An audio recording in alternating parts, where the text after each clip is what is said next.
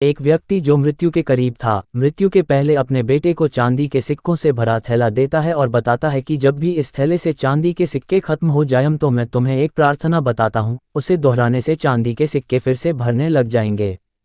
उसने बेटे के कान में 4 शब्दों की प्रार्थना कही और वह मर गया। अब बेटा चांदी के सिक्कों से भरा थैला पाकर आनंदित हो उठा और उसे खर्च करने में लग गया। वह थैला इतना बड़ा था कि उसे खर्च करने में कई साल बीत गए। इस बीच वह प्रार्थना भूल गया। जब थैला खत्म होने को आया तब उसे याद आया कि अरे, वह 4 शब्दों की प्रार्थना क्या थी। उसने बहुत याद किया, उसे याद ही नहीं आया। अब वह लोगों से पूछने लगा। पहले पड़ोसी से पूछता है कि ऐसी कोई प्रार्थना तुम जानते हो क्या जिसमें 4 शब्द हैं। पड़ोसी ने कहा, हाँ, एक 4 शब्दों की प्रार्थना मुझे मालूम है। ईश्वर मेरी मदद करो। उसने सुना और उसे लगा कि ये वे शब्द नहीं थे, कुछ अलग थे।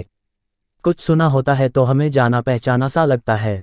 फिर भी उसने वह शब्द बहुत बार दोहराए, लेकिन चांदी के सिक्के नहीं बढ़े तो वह बहुत दुखी हुआ। फिर एक फादर से मिला, उसने बताया कि ईश्वर तुम महान हो। ये 4 शब्दों की प्रार्थना हो सकती है, मगर इसके दोहराने से भी थैला नहीं भरा। वह एक नेता से मिला, उसने कहा, ईश्वर को वोट दो। ये प्रार्थना भी कारगर साबित नहीं हुई। वह बहुत उदास हुआ। उसने सभी से मिलकर देखा मगर उसे वह प्रार्थना नहीं मिली जो पिताजी ने बताई थी। वह उदास होकर घर में बैठा हुआ था, तब एक भिखारी उसके दरवाजे पर आया। उसने कहा, सुबह से कुछ नहीं खाया, खाने के लिए कुछ हो तो दो। उस लड़के ने बचा हुआ खाना उस भिखारी को दे दिया। उस भिखारी ने खाना खाकर बर्तन वापस लौटाया और ईश्वर से प्रार्थना की, तारांकन, हे ईश्वर तुम्हारा धन्यवाद। अचानक वह चौंक पड़ा और चिल्लाया कि अरे, यही तो वे 4 शब्द थे।